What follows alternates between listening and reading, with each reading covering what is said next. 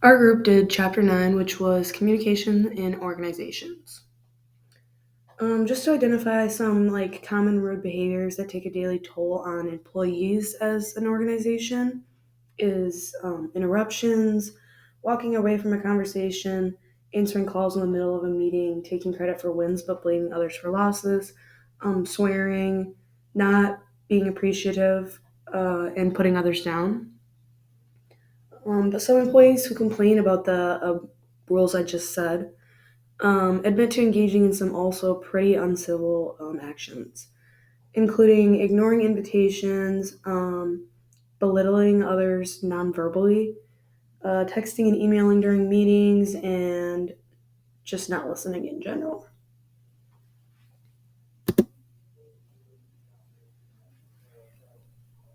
So, the first vocab term that we have in this slide, I guess, is communication. Communication is the exchanging of information or news between one another. Communication is simply the act of transferring information from one place, person, or group to another. And every communication involves at least one sender, a message, and a recipient.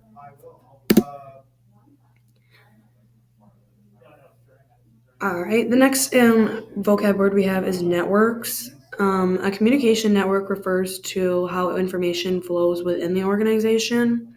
Communication networks are regular patterns of person to person relationships through which information flows in an organization. So, this means that the flow of information is managed and regulated.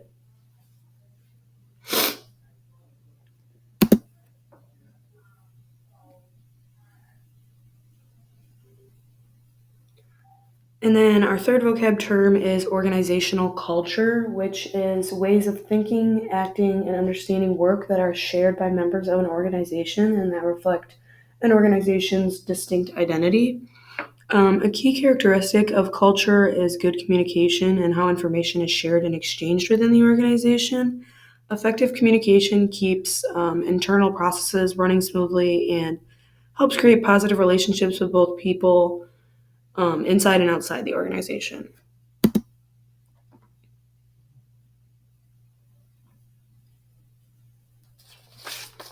Our next term we have is policies, and policies are formal statements or of practices that reflect and uphold the overall culture of an organization. So these can include different rules within a organizational organization or within the workplace as well.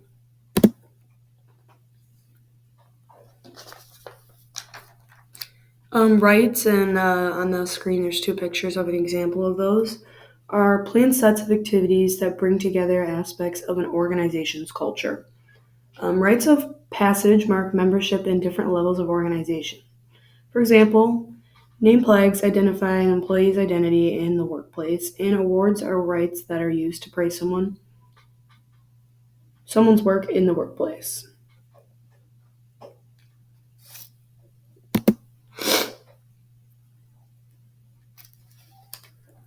Our next term is rituals, and once again, there's just some examples on the screen in those pictures listed. Rituals are forms of communication that occur regularly and members of an organization perceive as familiar and routine parts of the organization. For example, personal, task, and social rituals communicate the company's values and/or roles.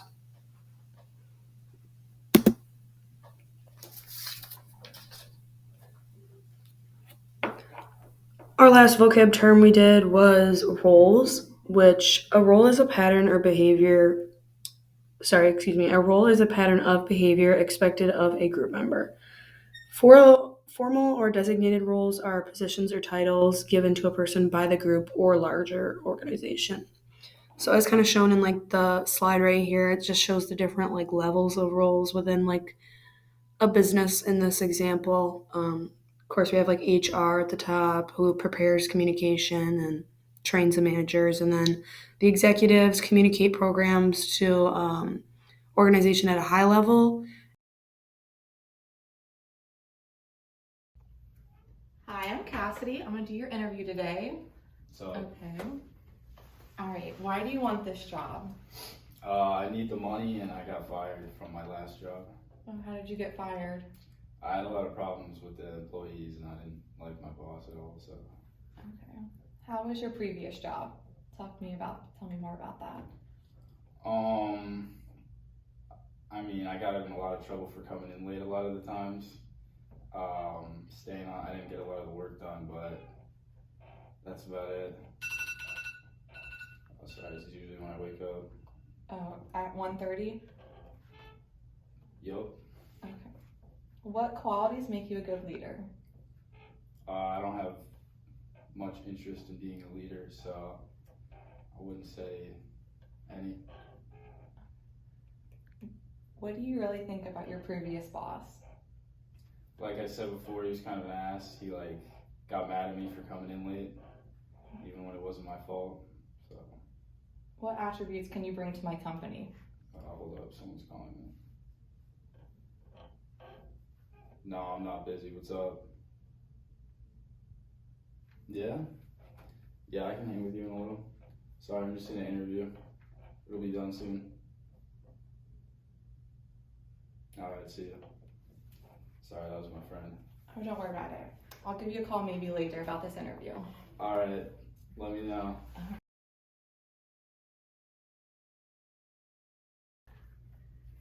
Hi, I'm Cassidy. I'm gonna do your interview today. How are you? How are you? Good. Good. All right. Why do you want this job? I want this job because I am interested in the work you guys do, and I'm new to the area. All right. And then how was your previous job? My previous job as well, it was an internship, and I feel like it really helped me prepare for this job. Okay, nice. And then what qualities make you a good leader? I got good communication. I'm very organized, and I always push people to their full potential. All right. What do you really think about your previous boss? I had a good relationship with him. I feel like he always pushed me to my limits, and yeah, I liked him. Nice. And what attributes can you bring to my company? Um, I use the same technology for my other job in this one, so I feel like I'm more prepared than most people. Nice, nice. All right. I'll get in touch with you later. All right, thank you. Nice meeting with you. Nice meeting you. All right, so just to go along with examples of negative communication that happened within the skits that we just showed, as you can see in the interview between the boss and the potential employee, he was very distracted. He was on his phone, kind of made him seem very uninterested in the job overall, and just really gave him a unprofessional look on the interview. I think that this really can contribute to whether or not he would get the job. I think if he seemed a little bit more interested and knew how to communicate effectively within this organization of like his job, he would probably have received the job maybe a little faster or received it at all. So that's just kind of like some examples from the skit specifically. Some other examples of negative communication include like being disrespectful,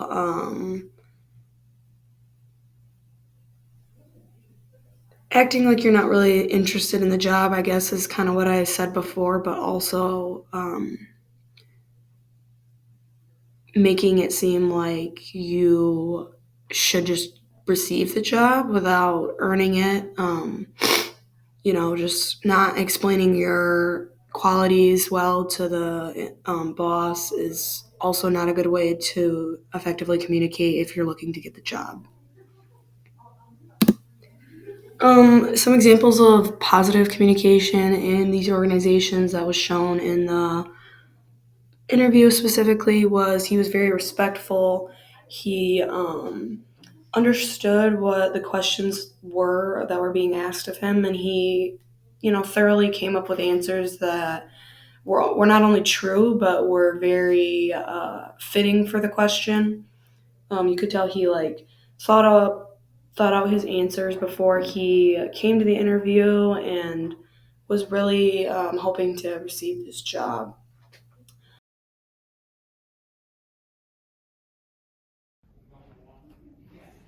Oh, that meeting was so boring. All our boss likes to do is hear herself talk, I swear.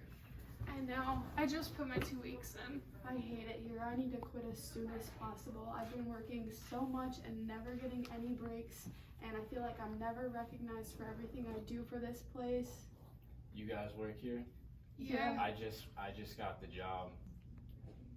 How's the boss? I just had the interview with her. She seems really uptight. Don't even get me started. She is so mean. She is so lazy and she never gives us any breaks and expects us to do all the work for her. What's your experience with her? Honestly, she doesn't really communicate with us except to yell at us. I mean, literally half the day yesterday, all she was doing, yelling. Another thing is the organizational culture sucks. It lacks awareness, inclusion, and effort in creating like communication between all of us. I feel like our boss never cares if anything happens to us and can't really make accommodations for us when we really need it. Yeah, I slipped and fell a few weeks back and really messed up my leg. And I had an appointment, but the boss told me I couldn't take the day off to go, so I had to get a new appointment 6 months out. Wow, thanks for bringing this to my attention. I might have to reconsider.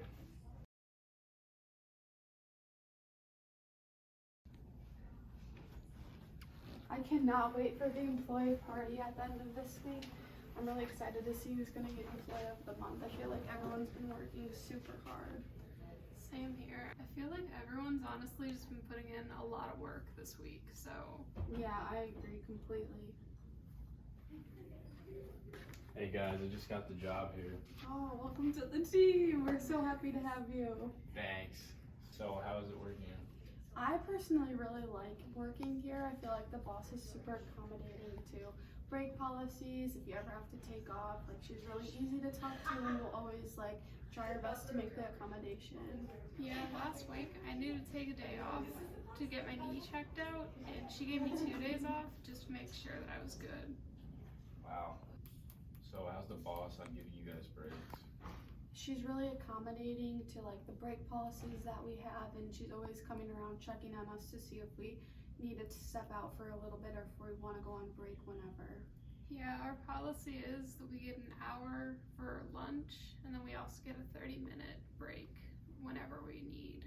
And she makes an effort to ensure that everyone gets it, like regardless of any situation. So, how long have you guys been working here? I've been here for about like a year or two. I just got promoted the other week and we had like a big party for it and I was recognized for my hard work. Yeah, I've got a friend that's retiring soon, and they're throwing him a retirement party. Wow. Thank you for sharing your experiences. I'm excited to be a part of the team. Of course, just let us know if you have any questions. Yeah, we're more than willing to help you get integrated so that you're really comfortable here.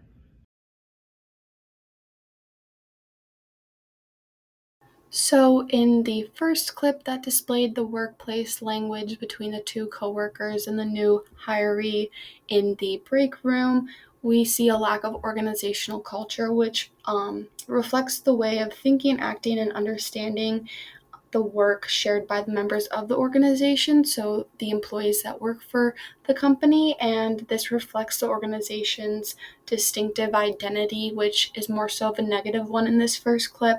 We see there's a lack of the culture and the structure within the company.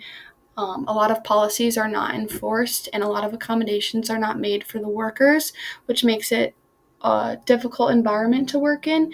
And a lot of it has to do with the lack of communication between members of the organization. This prevents a sustainable and healthy environment for people to work in. Whereas in the second clip, we see a more positive reflection of the organizational culture.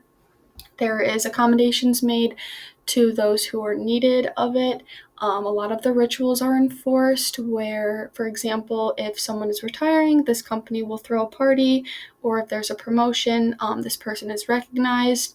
All of the policies are enforced with the breaks, and the companies are given a proper break time. And the boss seems to have very good communication with its employees, and it makes for a healthy environment and a lot more appealing for someone who is just being hired.